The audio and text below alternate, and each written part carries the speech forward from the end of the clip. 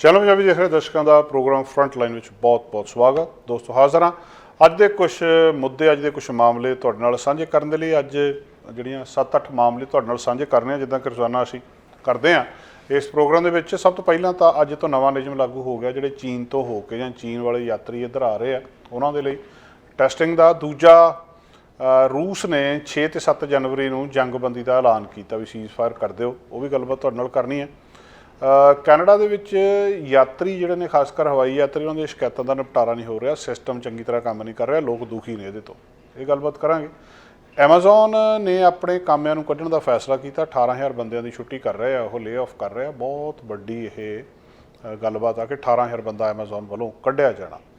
Covid के बारे गलबात करांगे। मरीजों की ऑटोपसी उन्होंने जो पोस्टमार्टम किया गया उस तो बाद देखा तो वायरस जिहड़ा कल्ला उन्होंने साह प्रणाली के विच नहीं, होर कई थावां दे उत्ते भी पहुंचा। कैनेडा का नैशनल रिबन स्कर्ट डे की है, कल मनाया गया। ये बहुत महत्वपूर्ण चीज़ है, महत्वपूर्ण एक दिन आ, ये बारे तुहाडे नाल गलबात करनी है। आपां पहिलां खबरां साझीआं करदे हुंदे सी कि बच्चों की टाइनॉल नहीं मिल रही, बुखार की दवाई नहीं मिल रही, तो हुण कहिंदे वड्डिआं नूं भी नहीं मिल रही। संकट नवां पैदा हो गया। ट्रांस माउंटेन पाइपलाइन बारे भी गलबात करनी है, हमेशा चर्चा दे विच रहिंदी है। जुर्माना इन्हां नूं कीता सी ते ओह काफ़ी ज़्यादा घटा दिता, जिहदे ते सवाल उठ रहे हैं। 2 साल के करीब हो चले आ, फरवरी 2 साल हो जाने आ रूस ते यूक्रेन का युद्ध शुरू होए नूं। पहली बार रूस के राष्ट्रपति व्लादिमीर पुतिन ने कल राती ऐलान किया कि उन्हां दी फौज 6 ते 7 जनवरी नूं यूक्रेन के उत्ते हमले नहीं करूगी। जानी 2 दिन रूस वाले पासों सीज़ फायर आ, जंगबंदी आ कि असीं ये नहीं लड़ सकते। फैसला क्यों आया? जिहड़े उन्हां दी एक उत्थे उन्हां दे एक किस्म के कहा जा सकता कि धर्म गुरु आ, 76 सालों के ईसाई धर्म गुरु आ पैट्रीआर्क किरल।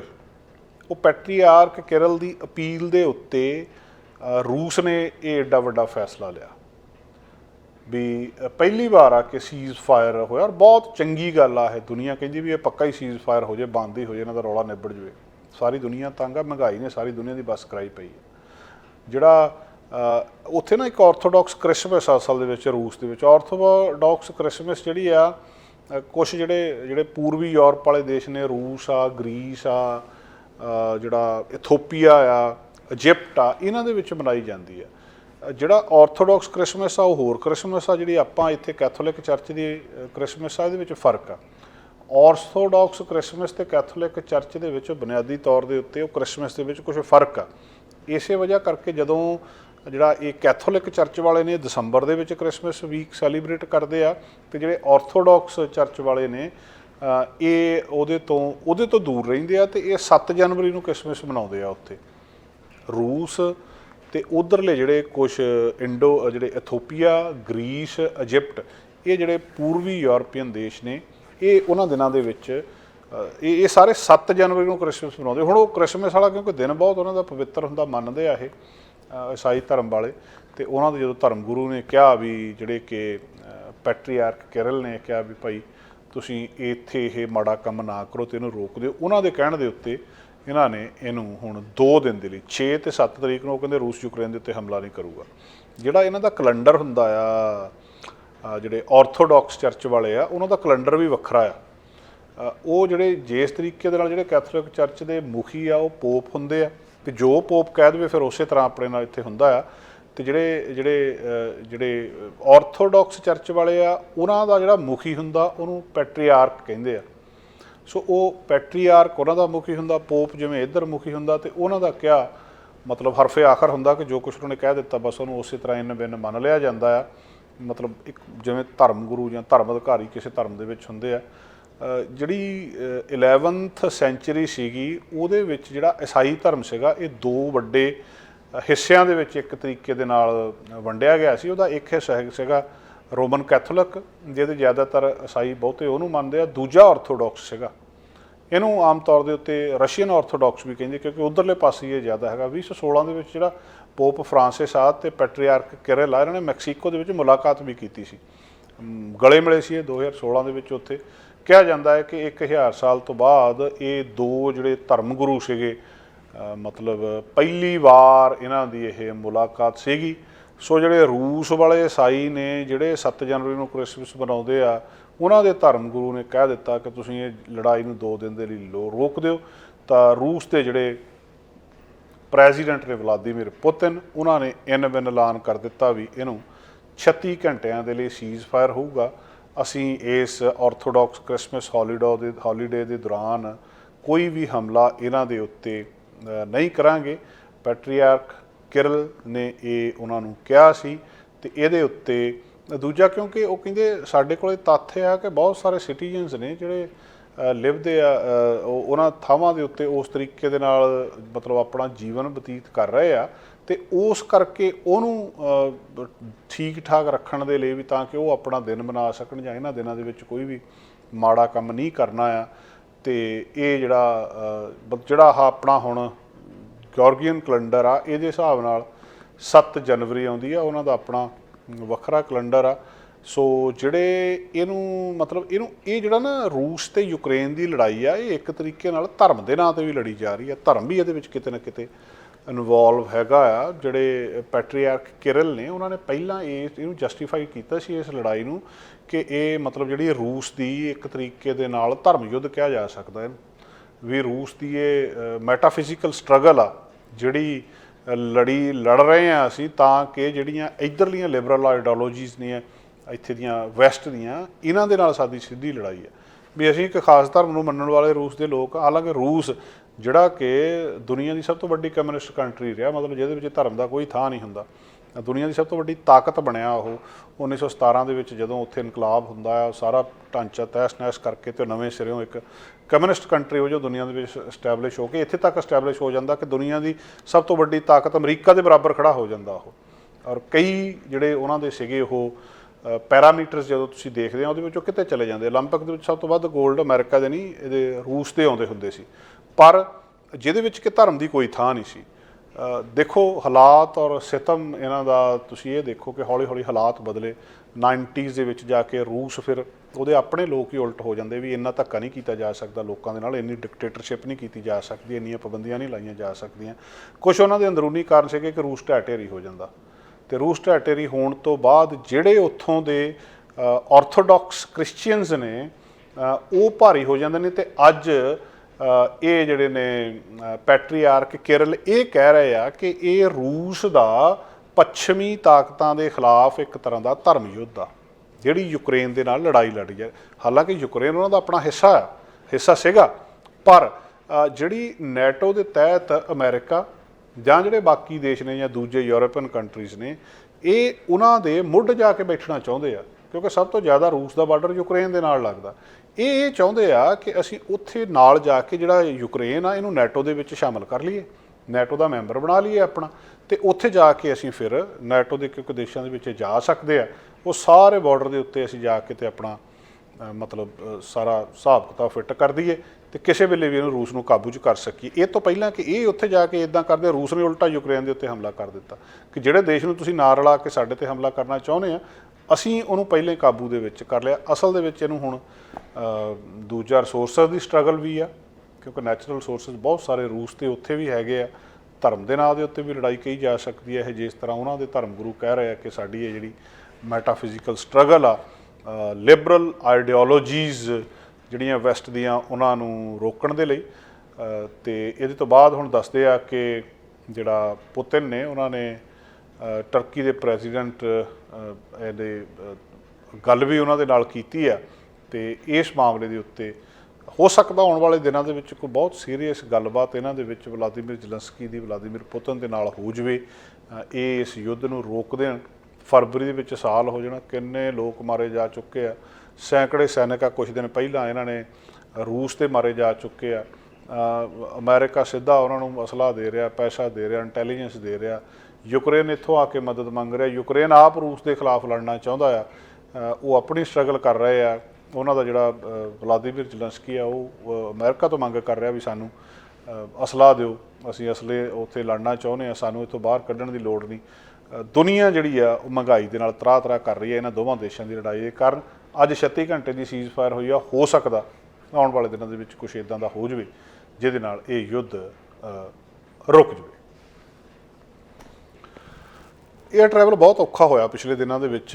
आपां रोज़ ही लगभग जिक्र करते, कल आपां गलबात तुहाडे नाल कीती सी कि किहड़ा प्रोसैस आ जिहदे नाल जे तुहाडा समान गवाच गया तो एयरपोर्ट के उत्ते जाके तुसीं किद्दां लभ सकदे हो। हुण असल दे विच जिहड़े बहुत माहर ने इस काम दे, एवीएशन एक्सपर्ट ने, हवाई सफ़र के जिहड़े इहनूं ऑबजर्व करदे, वो कहिंदे भी साडा कैनेडा दा सिस्टम टुट चुका पूरी तरह। ये जिहड़ा आ भी जिहड़ा पैसेंजर आ, उहदी सुणवाई कोई नहीं रही। मतलब उन्होंने हॉलीडे सीजन के विच जिन्ने डिले होए आ, कैंसलेशन होईयां आ, इहदा सुणवाई नहीं किते हो रही। तुसीं कहंदे जिहड़ी अपने मैगल यूनीवर्सिटी है, उहदे एवीएशन मैनेजमेंट प्रोग्राम के प्रोफैसर ने जॉन ग्रैडक, उन्होंने अज ये सिस्टम कहा कि असीं ये सारे कुछ नूं जिहड़ा रैगूलेशनस ने इहनूं ठीक ठाक करन दी लोड़ आ। ते जिहड़ा कनेडियन ट्रांसपोर्टेशन जिहड़ी कनेडियन ट्रांसपोर्टेशन एजेंसी है, वो हुण इहदे जे मतलब तुसीं कोई शिकायत कीती है भी मेरा समान नहीं लभदा, तो हो सकदा तुहानूं 1.5 साल भी लग जावे उन्होंने इहदा फैसला करदे नूं। हुण जे तुहाडा एक बैग लभण लई 1.5 साल लग रहा, जां उहदा फैसला ही नहीं हो रहा, तो उहदा फायदा की है? किते ना किते सिस्टम दे विच गड़बड़ है। वो कहंदे सानूं एक होर बॉडी चाहीदी है। ਜਿਹੜੇ ਮਾਹਰ ਕਹਿ ਰਹੇ ਆ, ਉਹ ਕਹਿੰਦੇ ਵੀ ਜਿਹੜਾ CTA ਤਾਂ ਹੈਗੀ ਆ, ਕੈਨੇਡੀਅਨ ਟਰਾਂਸਪੋਰਟੇਸ਼ਨ ਏਜੰਸੀ ਤਾਂ ਹੈਗੀ ਆ, ਇਹਦੇ ਨਾਲ ਇੱਕ ਹੋਰ ਕੋਈ ਸੰਸਥਾ, ਕੋਈ ਆਰਗੇਨਾਈਜੇਸ਼ਨ, ਕੋਈ ਬੋਡੀ ਹੋਵੇ ਜਿਹੜੀ ਇਹ ਕੰਮ ਨੂੰ ਤੇਜ਼ ਕਰ ਦੇ। ਘੱਟੋ ਘੱਟ ਲੋਕਾਂ ਦੀ ਕੰਪਲੇਂਟ ਦਾ ਹੱਲ ਤਾਂ ਹੋ ਜੇ। ਵੀ ਕਿੱਡੀ ਕੁ ਵੱਡੀ ਗੱਲ ਆ ਜਿਹੜਾ ਉੱਥੇ ਸਮਾਨ ਪਿਆ ਤੇ ਉਹ ਲੱਭ ਕੇ ਦੇਣਾ। ਬੰਦੇ ਹੋਰ ਲਾ ਲਓ, ਕੁਛ ਹੋਰ ਕਰ ਲਓ, ਪ੍ਰੋਸੈਸ ਨੂੰ ਤਾਂ ਤੇਜ਼ ਕੀਤਾ ਜਾਵੇ, ਜਾਂ ਘੱਟੋ ਘੱਟ ਉਹਨਾਂ ਦੀ ਕੰਪਲੇਂਟਸ ਨੂੰ ਜ਼ਿਆਦਾ ਕੁਇਕਲੀ ਤਾਂ ਹੱਲ ਕੀਤਾ ਜਾਵੇ।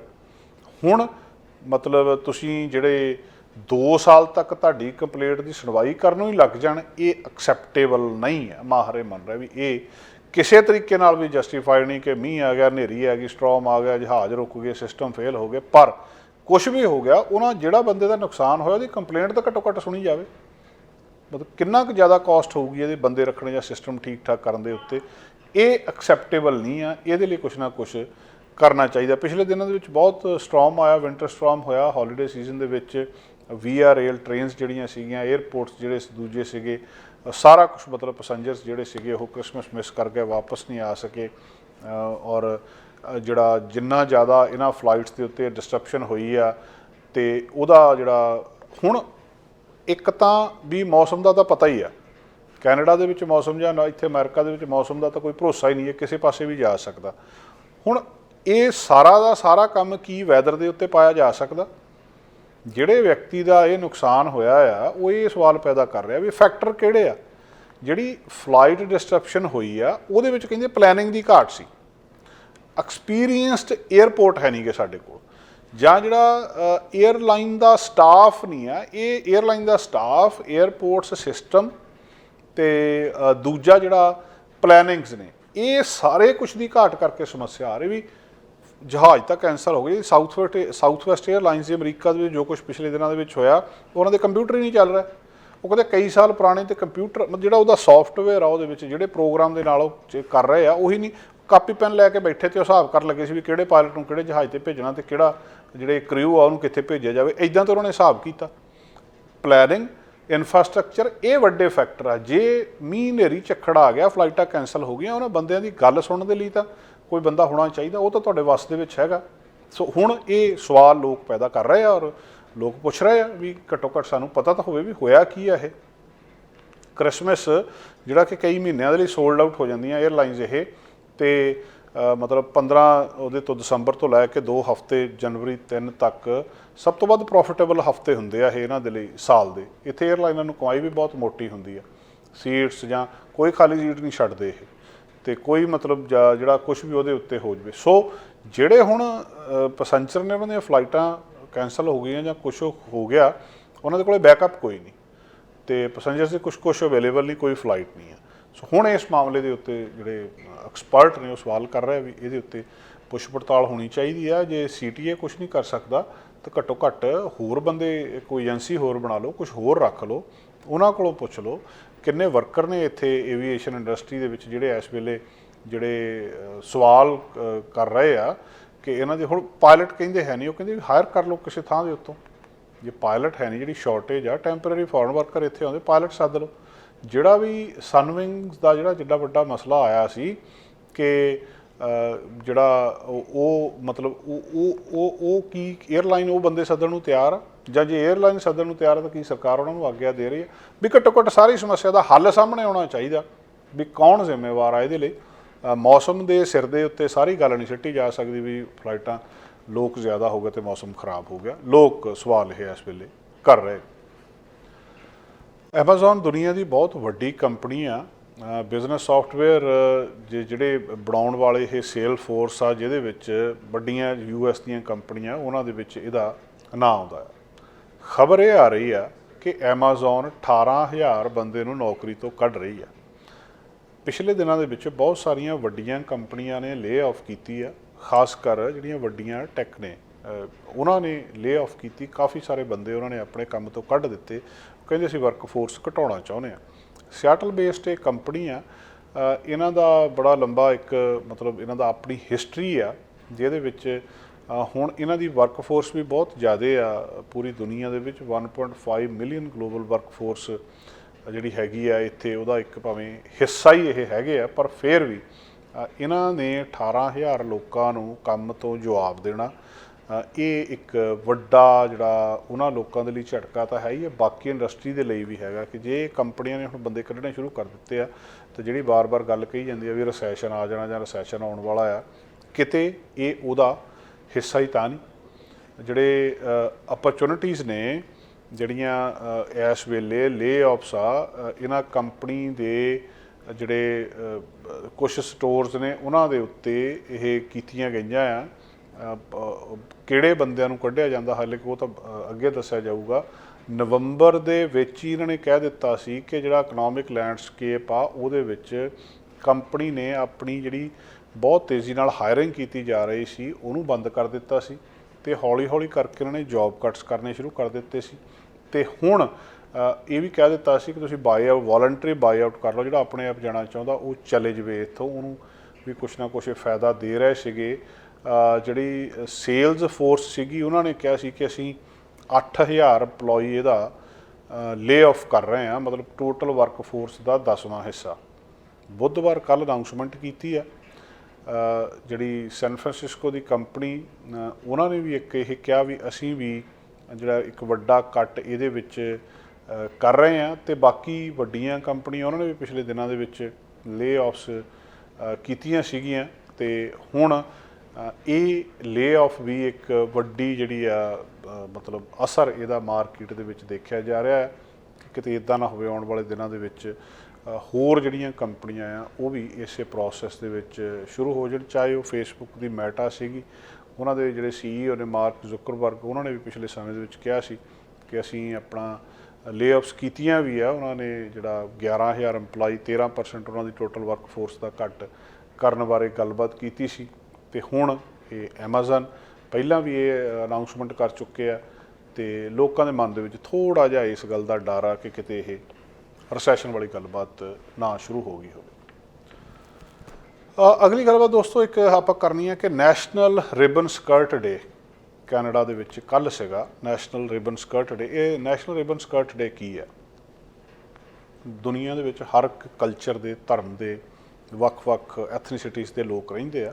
ਉਹਨਾਂ ਲੋਕਾਂ ਦਾ ਆਪਣਾ ਖਾਣ ਪੀਣ ਹੁੰਦਾ, ਉਹਨਾਂ ਲੋਕਾਂ ਦੀ ਆਪਣੀ ਭਾਸ਼ਾ ਹੁੰਦੀ ਹੈ, ਉਹਨਾਂ ਲੋਕਾਂ ਦਾ ਆਪਣਾ ਪਹਿਰਾਵਾ ਹੁੰਦਾ, ਅਤੇ ਹਰ ਇੱਕ ਵਿਅਕਤੀ ਨੂੰ ਇਹ ਹੱਕ ਆ ਕਿ ਉਹ ਆਪਣੇ ਤਰੀਕੇ ਦੇ ਨਾਲ ਘੱਟੋ ਘੱਟ ਇਹਨਾਂ ਆਜ਼ਾਦ ਮੁਲਕਾਂ ਦੇ ਵਿੱਚ ਰਹਿ ਸਕੇ। ਪਰ ਫਿਰ ਵੀ ਕਈ ਥਾਵਾਂ ਦੇ ਉੱਤੇ ਇਸ ਤਰ੍ਹਾਂ ਦੀਆਂ ਗੱਲਾਂ ਬਾਤਾਂ ਕੀਤੀਆਂ ਜਾਂਦੀਆਂ ਕਿ ਕੁਛ ਲੋਕਾਂ ਦੇ ਪਹਿਰਾਵੇ ਦਾ ਮਜ਼ਾਕ ਉਡਾਇਆ ਜਾਂਦਾ।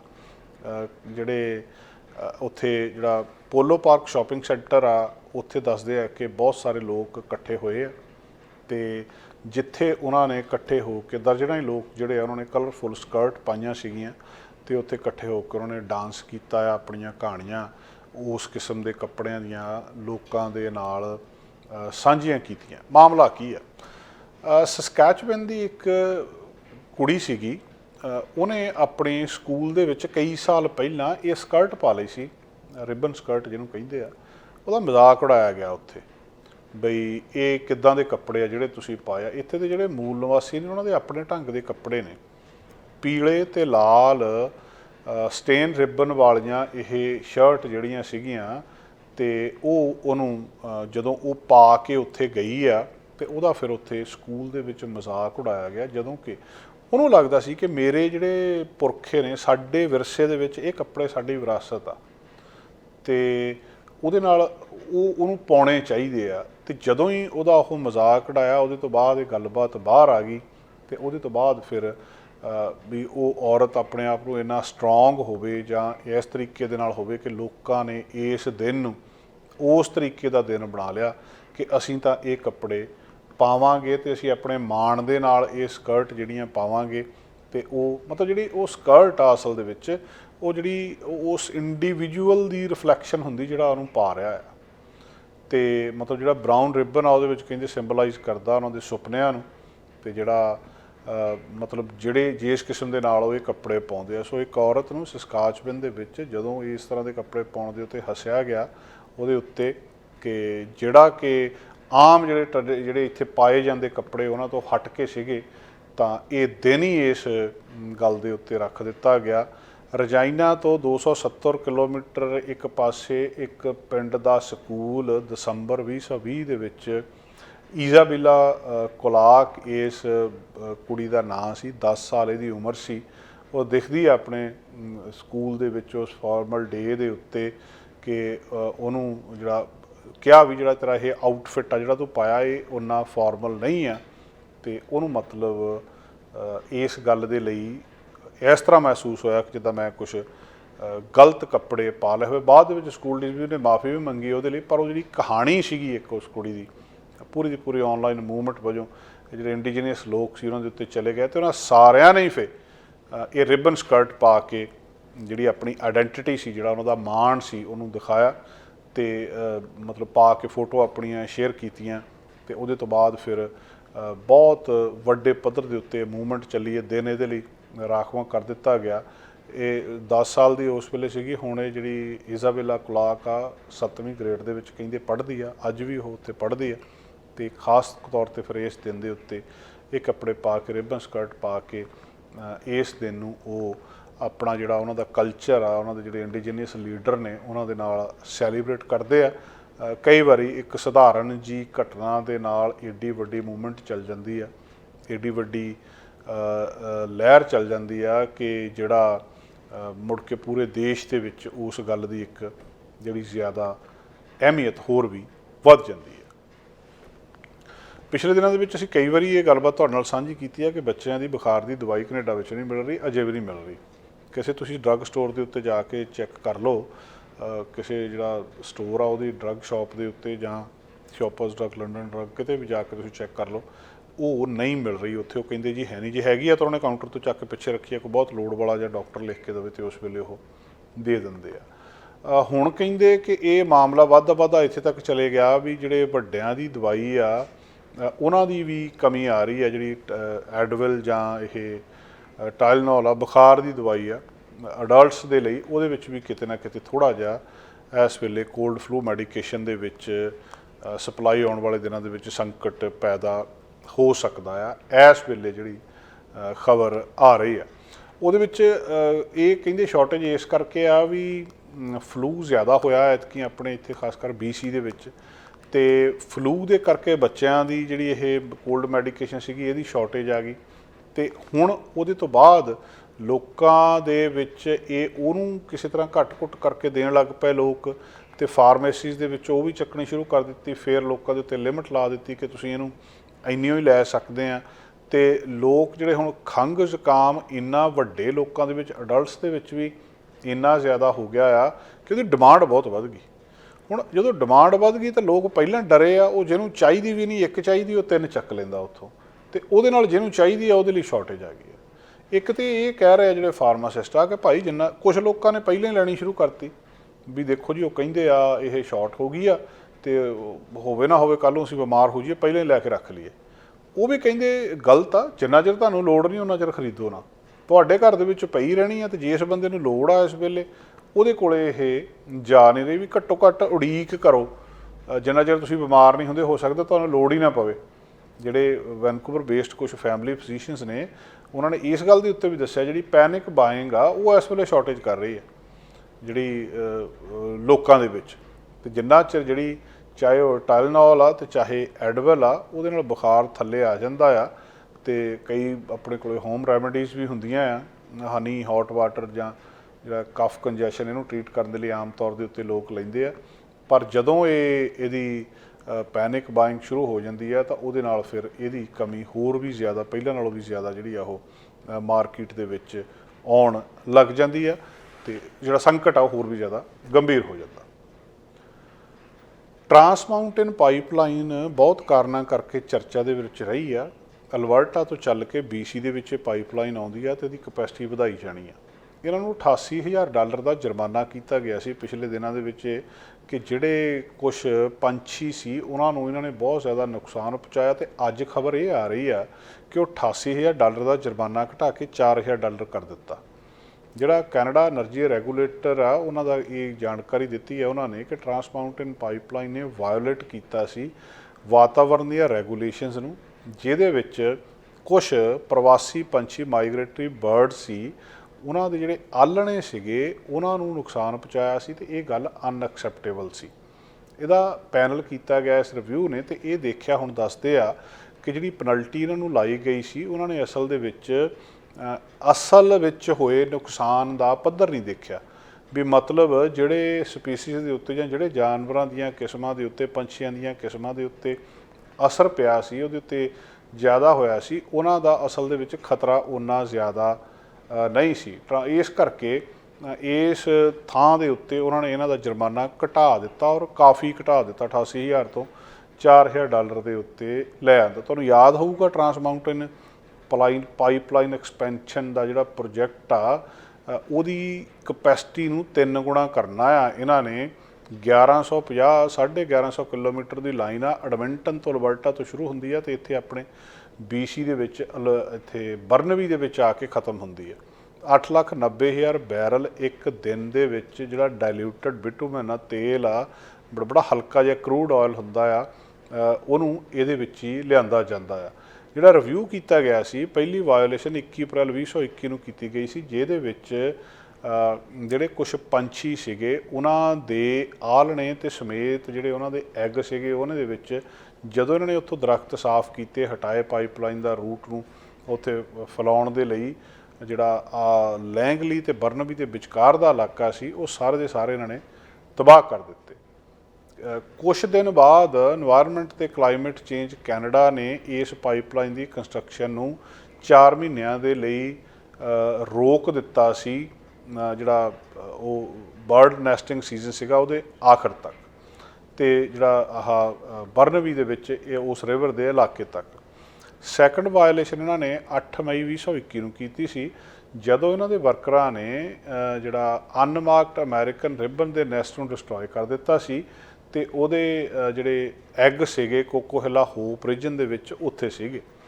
2 ਹੋਰ ਜਿਹੜੀਆਂ ਮਿਸਿਸ ਹੋਈਆਂ ਸੀ ਇਹਨਾਂ ਦੇ ਵਿੱਚੋਂ ਅਮਰੀਕਨ ਰਿਬਨ ਦੀਆਂ ਬਰਨਬੀ ਦੇ ਵਿੱਚ। ਸੋ ਇਹਨਾਂ ਪੰਛੀਆਂ ਨੂੰ ਜਿਹੜਾ ਇਹਨਾਂ ਨੇ ਨੁਕਸਾਨ ਪਹੁੰਚਾਇਆ, ਉਹਨਾਂ ਦੇ ਲਈ ਇਹਨਾਂ ਨੂੰ ਜਿਹੜਾ ਇਹ ਜੁਰਮਾਨਾ ਕੀਤਾ ਗਿਆ ਸੀ, ਤੇ ਹੁਣ ਖਬਰ ਇਹ ਆ ਰਹੀ ਹੈ ਕਿ ਇਸ ਜੁਰਮਾਨੇ ਨੂੰ ਇਹਨਾਂ ਨੇ ਜਿਹੜਾ ਘਟਾ ਦਿੱਤਾ ਆ।